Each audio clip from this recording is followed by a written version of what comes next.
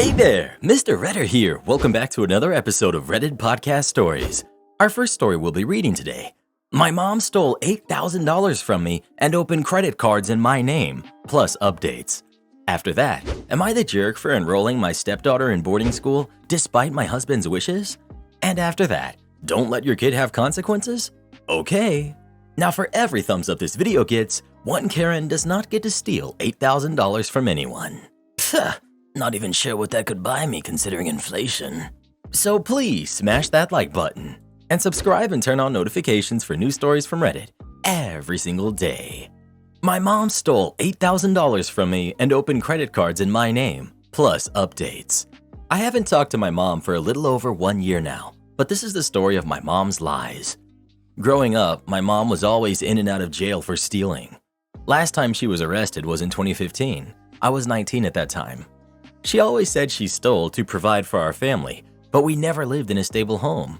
She would just blow money on expensive gifts and tell us we aren't poor, we have this, how many poor kids have this, as we lived from hotel to hotel. Growing up, I became the financially responsible kid. I worked multiple jobs, got good grades, and did community service. I was able to save up $8,500 for college with multiple scholarships. During my hard work in high school, I also helped my mom with bills and paying for whatever she needed help with. When I left for college, she was arrested again and had to be dropped off states away by my aunt for my first day of college. I asked my mom for my college money, and she said she would transfer the money when she got out. When she got out, it all magically disappeared. She blamed my dead grandmother for stealing my money. In 2019, I discovered multiple credit cards and an apartment laid on bills that were opened in my name. I cried to my mom about all these issues, and she comforted me and asked for more money. I gave her more money. I graduated with my BA and went to grad school. I was able to be in grad school for 1 year with my savings before I needed to take Grad Plus loans out.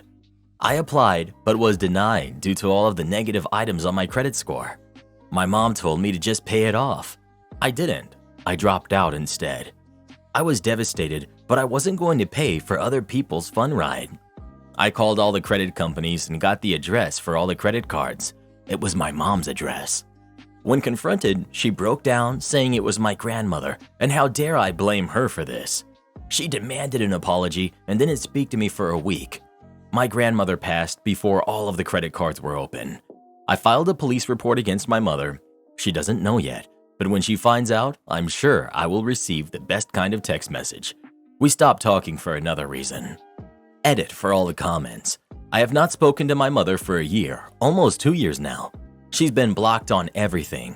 The reason we don't talk is on a previous post I made about how happy I am my boyfriend ruined my relationship with her. To the comments asking about why I kept giving her money, it was hard. It was either help with the bills or have no electricity, water, gas, or roof over mine and my brother's head. I didn't want to be homeless again, and I didn't want my brother to suffer either. I felt like I needed to help my family because for so long I had the mentality that blood was thicker than water. I also now know that it isn't my responsibility. I was just young, and I thought I was doing the best I could to provide for my family from the ages of 16 to 23. I'm 26 now. Credit stuff. I've gotten a good amount taken off. Only 2 cards and 1 bill are on my credit score. Thank you for all of your support and kindness. Edit 2. I am a ball of rage. I had recently unfreezed my credit card account to apply for care credit to get an emergency surgery done. Not even 2 months of unfreezing my credit, my mom applied for a new credit card in my name. I'm done. I always had a piece in me that didn't want to press charges or push for it because it was rough times in our lives, and I knew she was struggling to raise us.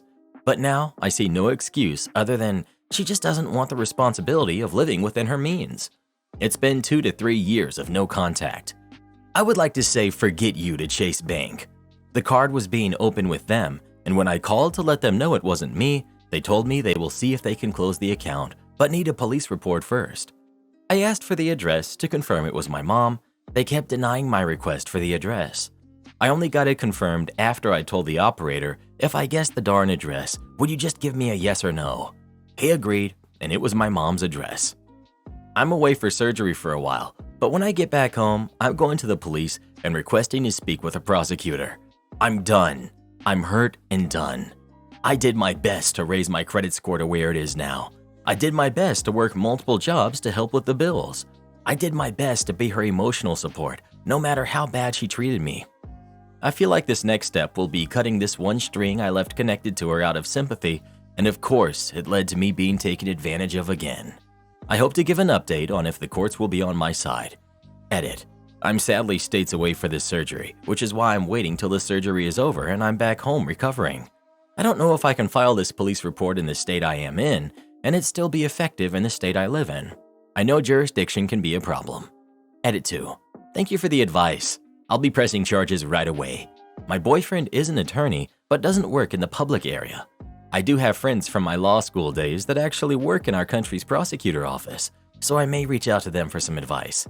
They just passed the bar and are slowly getting into the routine. I also don't like to bring this up much to passive friends because it's just so embarrassing. My mom and I haven't spoken in almost 2 to 3 years. It feels so long ago, I really don't know the timeline. Questions: why haven't I pushed for charges before, and why do I keep letting this happen? I really don't know if many will understand, but I've been conditioned to fear my mom. From a young age, she would punish me for not acting, speaking, or thinking a certain way. If she thought I had a negative thought about her, I was punished. I had to beg and cry and comfort her that it wasn't true. After it was over, I would have to hold my mom and comfort her through the tears. The fear has also been real, even after cutting contact. It has stopped thankfully, but I've been afraid that if I make this move, it will start again. What do I mean? She threatened to get my boyfriend and friends expelled from law school if they kept associating with me. We had to call the school and have a talk about my mom. She then threatened to report me to the IRS for tax fraud, but I always paid my taxes. She sent messages to my workplace. When I was a kid, I'd be in the back seat as she drove past people's houses whom she hated over and over to see what they were doing. That fear that she could find where I live and do this made my stomach turn. I was afraid to push for these charges in the past because I wanted to leave it behind and continue the peace I was living. She stopped, I removed all those nasty things on my credit, and I was happy. Until now. I know it will never stop. After 4 years of not opening anything in my name, she went back to it. So I'm putting my foot down and taking this step.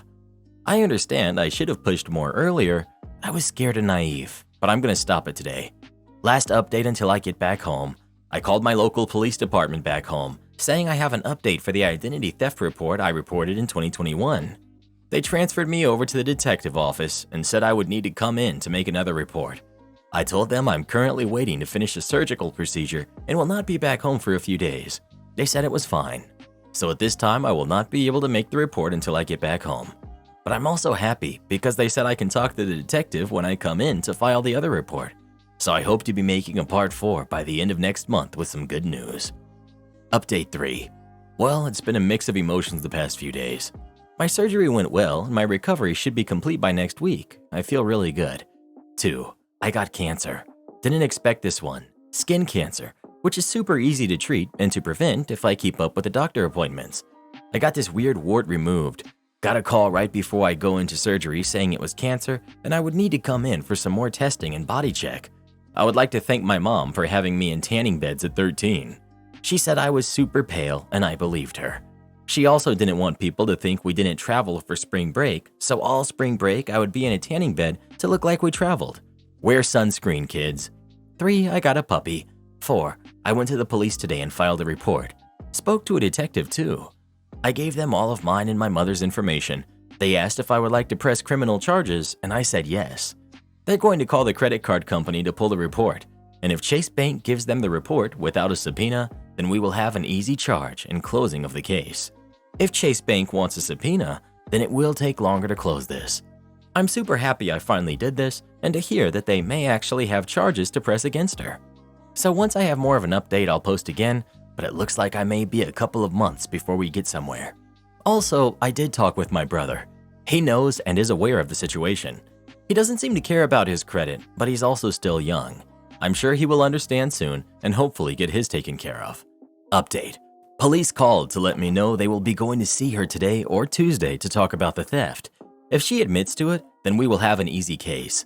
I told them on the phone she won't admit to stealing. She would just blame someone else. The detective wanted to know if she had a drug problem. I told him no, she just can't live within her means. If I get a call back that she has been arrested, I will let you know. Update 4. I got a call this morning from the detective. He wanted to hear my side of the story again. I told him my mom's history with theft. I told him I filed once in 2021 and nothing ever happened, how I found this inquiry, and how she did it the moment I unfreezed my credit. He asked what did I want him to do. I told him I would like charges. He asked if he goes to her place, will she admit to this crime? I told him no. When I confronted her about this, she had blamed my grandmother. Apparently, the woman had powers beyond the grave to open these cards in my name. He said he'll be going down today to interrogate her. If she admits to it, she will be booked right there. If she doesn't, they will just need the Chase credit report. I'm planning to go to Chase to grab the report and hand it to them myself tomorrow. I asked if she would know our address. He said if we go to court, my address would be submitted as evidence against the identity theft, so she would know where I lived. Thank goodness we're renting right now. So we agreed if we go to court, we will see how long her sentence is and plan to move out before she's released. We know she will serve time because this is her 4th time and the judge will have no sympathy on a mom doing this to her daughter. Max punishment in the US is 15 years, but she always takes the plea deal, so I can see her serving either a couple of months or a year. It's been a couple of hours and my stomach feels like it's doing flips. My head is so dizzy. The air feels so much heavier. I feel sick. I've been waiting by my phone for a call, an update, something. Did she admit it? Is she booked? What's happening next? The detective then gave me the report number and I called Chase Bank. Chase apparently hadn't processed the application, but after my call, it was out on hold until further investigation. With my report, I was able to have it denied and removed from my credit score. So I have confidence I can go into the bank tomorrow and snag that report. I apologize for any grammar mistakes. I feel so lightheaded, I'm on edge right now. I'll update again once I've heard back from the police. Update 5. So this may not be the update everyone wanted to hear. I didn't get justice. She hasn't been arrested and no charges at this time. I still do have a police report, but I'm not going to push the police to go and make an arrest. This update is just more information I've recently discovered. More context. It wasn't just always my mom, brother, and I. When I was born, I shared a small 3-bedroom apartment with my grandmother, her husband, my aunt in high school, my mom, me, and then my little brother followed. My aunt went no contact with the family in her later 20s, and I never knew why. It hurt to lose someone I was close with. I heard horrible rumors of things my aunt was doing from my mom, and my mom would also let me know awful things my aunt was saying about me. My aunt was on and off in my life after this no contact. Well, fast forward to present, I reached out to my aunt to meet her. We talked and got everything cleared. My mom stole my aunt and her father's identity. My aunt had a lot of debt she didn't know about, and when she found out, it was my mom. She pressed charges. This was the 2nd time she was arrested. My aunt's husband, who was a cop, arrested her. I knew he couldn't stand my mom, but never knew why. My aunt then gave me a list of family members who she also stole their identities, and everyone in the family knew it would happen to me and my brother. The issue was, how are we going to stop her? She was our mom. My aunt told me she wished my mom would have given us up, so my brother and I could have lived with her and had a normal life. I don't know why, but those words broke me so much. To know I had family that knew we were being treated like this but couldn't do much to help us. To know they wanted to save me and my brother. My aunt then proceeded to tell me my father tried to go to court to have my social security number changed and locked until I was 18. This way, my mom couldn't steal my identity. It obviously didn't work, and here I am. She told me how happy and proud she was of me. She told me she struggled when she went no contact because she felt like she left her babies behind and she was afraid of how we would turn out. I love my aunt, and I'm so happy I reached out. I'm even more angry with my mom. How badly she isolated us into her own delusional world and in the end destroyed our relationship. I told my aunt I didn't care that we struggled in poverty. I don't blame her for that. I blame her for how she handled it and put so much pressure on 2 kids to become billionaires for her to continue her reckless spending. Am I the jerk for enrolling my stepdaughter in boarding school despite my husband's wishes? I, 29 female, married Sam, 51 male, and I have one stepdaughter, Laura, who's 16. Laura's mom, Kate, passed when she was a baby, but Sam has always kept her image alive in Laura's life by keeping Kate's family and friends in Laura's life. Kate went to a boarding school when she was a teen and even went back to teach there for a while. It was the best time of her life according to videos she took when she was there and from what her family and friends told us. Laura has always wanted to go there when she was a kid, but we said no as it was too far, in a neighboring country, and she was too young. But now that she's older, she's more decided on going there. Sam keeps saying no. He's worried she might become distant from him living so far away and that she might fall into bad company. I disagree. I think at 16, she's more than responsible enough, and it will only be for 2 years. He still kept saying no, and Laura was pressuring me to convince him. I kept being stuck between them. The deadline kept coming nearer, and Laura kept crying to me about it, begging me, so I decided to go ahead and apply. She needed me to pay the application fee, even though Sam was against it. He knew I was applying. She got in, and I went ahead and paid the tuition. Sam is now very mad at me. He says I had no right, and the mood around our house is tense. Kate's parents agreed with me, as do my in-laws, but my sister-in-law says I had no right. Am I the jerk? I don't know what to do. How do I convince him? Edit. I am Laura's legal guardian, so I can legally send her. Even though Laura doesn't call me mom, she and I have a very close relationship. The reason we are close is partly because I always respected Kate and her memory and never tried to take over. Kate is mom and will always be, but I'm important to Laura too. Please stop undermining my role in her life just because we're not related by blood. One reason I applied is that if I didn't, she would never get to apply again. The school doesn't accept students for older grades, so it was now or never. Sam still has till August to change his mind, but if he doesn't, Laura knows she has to stay. The other reason is that if I didn't, it would damage our relationship with Laura. She has wanted this since she could remember. She grew up watching videos Kate took when she was there. It's her dream to go where her mom went, to be close to her. It's where Kate spent the best years of her life and the last years of her life, as she passed only 4 months after moving to our current country and giving birth. If this ends up breaking Sam and me up, it's a cost I'm willing to take, as long as Laura gets to live her dream. Edit 2. She hasn't gone yet. She doesn't go until September. I just applied because it was the last call for applications. Edit 3. Judgment is I'm the jerk, and fine, I accept it. I still would have done the same. This school was a massive part of Kate's life and identity. Kate spent 7 years of school there, went to a university close by, and worked at the school part-time. Then worked there full-time till she had to move to our country to give birth to Laura, and 4 months later she passed. Kate's passing really affected Sam, and despite my insistence, he hasn't gone to therapy for it. Sam's reasons for not letting Laura go have all to do with his paranoia towards losing her like he lost Kate. I believe I've done the best decision for Laura, and these comments have only reinforced that. Most of the "you're the jerk" votes have more to do with hatred of step-parents and shaming me for our age difference than what was best for Laura. Edit 4. Logging off now. I'll go talk to Sam about getting therapy. His paranoia has been an issue with him and Laura before. He even wanted to get the 360 app one time, but I said no. I have to do what's best for her. If I have to pick between her happiness and him, I will pick her every time. That was not what I was expecting. I'm going with everyone sucks here except Laura. Your husband sucks for not listening to what Laura wants or being willing to discuss it with her. You suck for going behind his back. I would say this even if you were Laura's biological mom. One parent shouldn't unilaterally decide something as big as sending a kid to school in another country. Not the jerk, but woo, that age difference is a concern. You are doing right by both Laura and Kate. Everyone sucks here. Look, being uncomfortable with a 22-year age gap between your husband and you isn't shaming. You should look up that term if you're confused.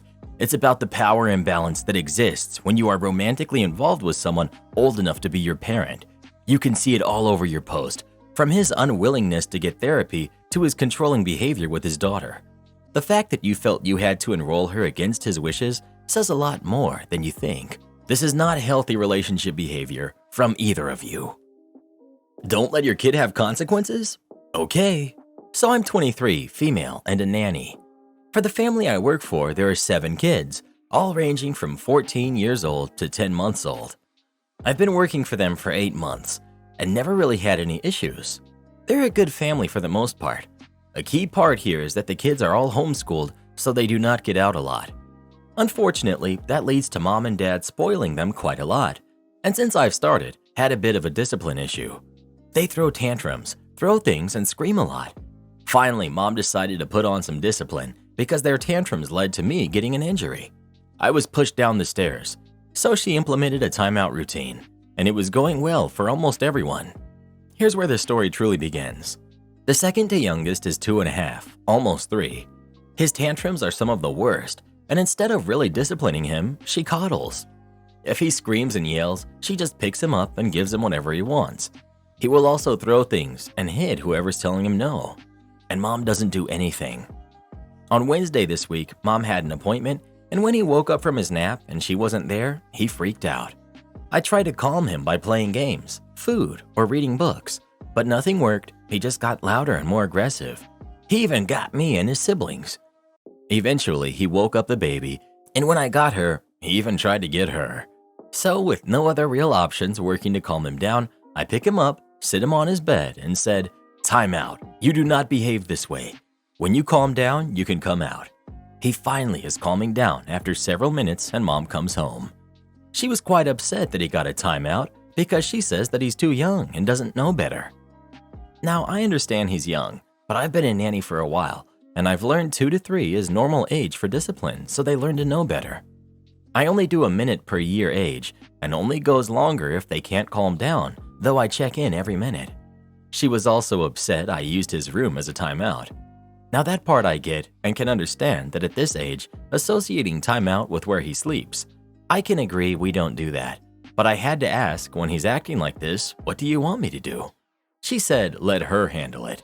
If I'm not there, give him what he wants. It's not worth the fight. Okay, but what if it's something I can't give? She replied, if you can just let him go through it, he'll calm down quickly. I looked at her like, are you serious? You do realize how he can be, right? But okay. Cue malicious compliance. The next day, Mom had another appointment and she was gone when he woke up. And of course, he wanted her and only her. I said, sorry, she's not here. Why don't we play a game? He screams no. I ask if he wants a snack. No, he screams and starts slapping at my hands. I ask him to go read a book or go to his siblings' room for playtime. He screams again and starts getting me. I told him, please don't do that. So he screams in my face and goes off throwing things at me and everyone around and just goes off. I tell everyone to go to their rooms. I tried everything to calm him down and it didn't work. So I did exactly what she told me. Absolutely nothing. He continues his tirade, throwing things, pulling things off shelves and screaming. I obviously kept him from things that would hurt him, like glass or ceramics, and when he got on a table to push something, I picked him up and put him down. Though he did bite me really hard when I did that. Not enough to bleed, but enough to leave a good mark. I let this go on for about 15 minutes or so until Mom came home, and when she did, he was still freaking out. She just goes, "What's going on?" I explained the situation and told her I'm just doing what she said and letting him cry it out till he calms down. She said that's not what she meant. I asked, what did you want? She didn't really have an answer. I told her I couldn't use discipline and I couldn't calm him. You said to let him go. He'd calm down, but he hasn't yet. I made sure everything dangerous was taken away, but I didn't know what else I could do. Now, respectively, I could have picked up what he threw around, but I wanted her to see what he was capable of, and I wasn't going to risk getting hurt again from taking things away. She looked upset, but didn't say anything and just looked at him, still throwing his tantrum. The baby wakes up and she goes to get her. When she comes back to try and calm him down, he screams to pick him up and he gets her and keeps going till she puts the crying baby on the ground and picks him up. I was kinda shocked she fed into it. I told her he's old enough to know what he's doing. He knows that he'll get what he wants when he does these things, and it's only going to get worse. And if it's going to continue, I'm going to continue to do nothing because I won't risk getting hurt or the other kids in the process. I showed her the bite mark and she went pale a bit and said, "He did that?" I said, "Yes, he did." She took a breath and said, "Why don't you go home for the day and I'll talk to Dad about this." When I came to work this morning, there was a timeout chair for him and I'm allowed to use it at my discretion. Edit. So I will say, because I told this in the comments, I only get paid $22 an hour and it's low. I'm quitting this job soon, or rather, I already did. My last week is in May. I promised I'd stay until then, and then I have a much better paying job backed up. And yes, I did get extra pay for the stairs incident, not the bite, but yes, for the stairs. Am I the jerk for not considering my family's schedule for my wedding? My fiance, 28 female, and I, 31 male, have been together for over 4 years. We've always been very vocal with everyone about having a destination wedding. We love to travel, and weddings in the US are very expensive. We're paying for everything ourselves and receiving no financial help from family. All of our friends and family are pretty well off, especially my mom, who owns a very successful business. Last year, I finally popped the question to my now fiance. We were ecstatic and we started planning immediately. For the destination, we initially decided on my fiance's hometown in Mexico. This is where the first issue started. My mom was questioning what there was to do around that area, since they wanted to bundle the wedding with a vacation, and she didn't see the location as ideal. Second issue was that it wasn't fair that my fiance's family got to have the wedding so close to their home when my family had to travel so far. So eventually we scratched Mexico as a destination spot and went through with a more fair place where both sides had to travel. We ended up choosing Italy. Believe it or not, Italy is surprisingly affordable compared to the US. Note, we're paying for a 2-night stay in our venue for our immediate family, including siblings. I have 6, my fiance has 2.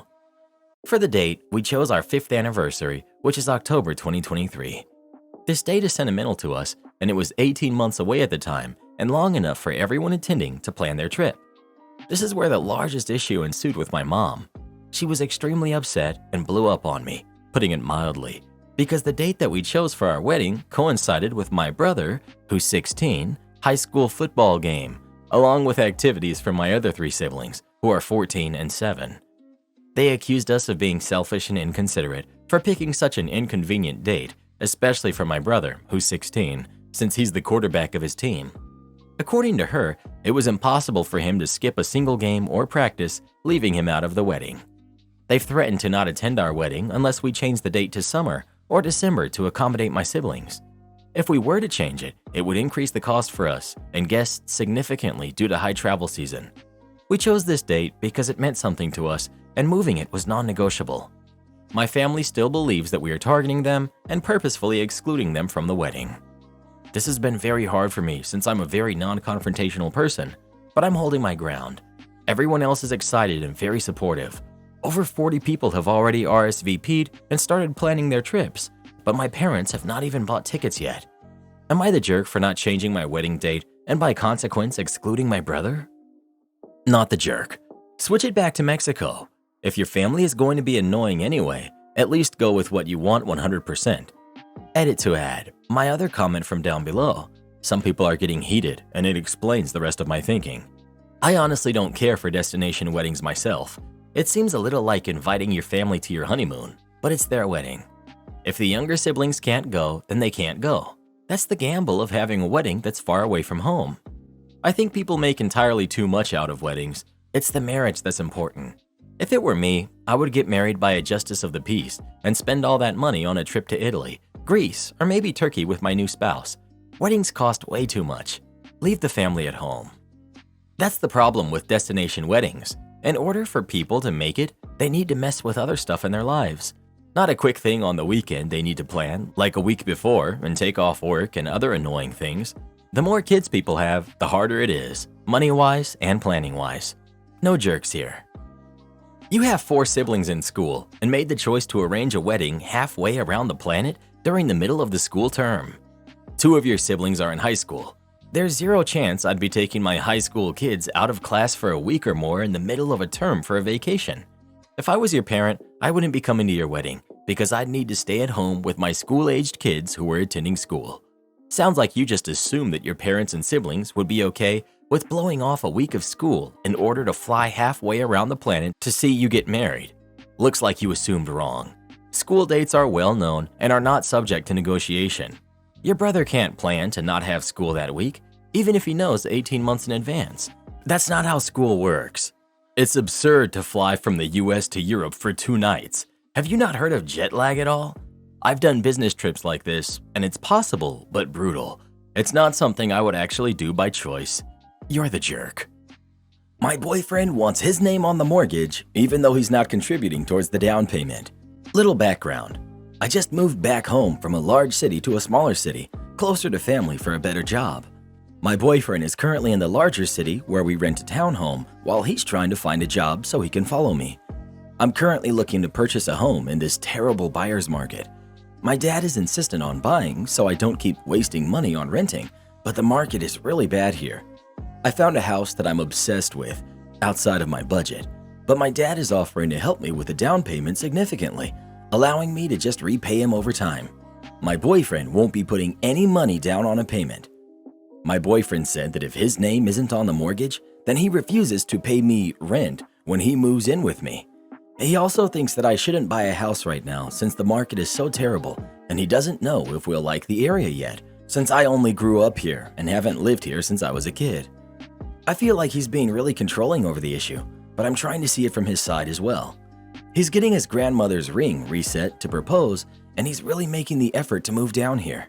I know he feels left out in the process, but I guess I just don't understand why he can't wait to be put on the mortgage until we're married.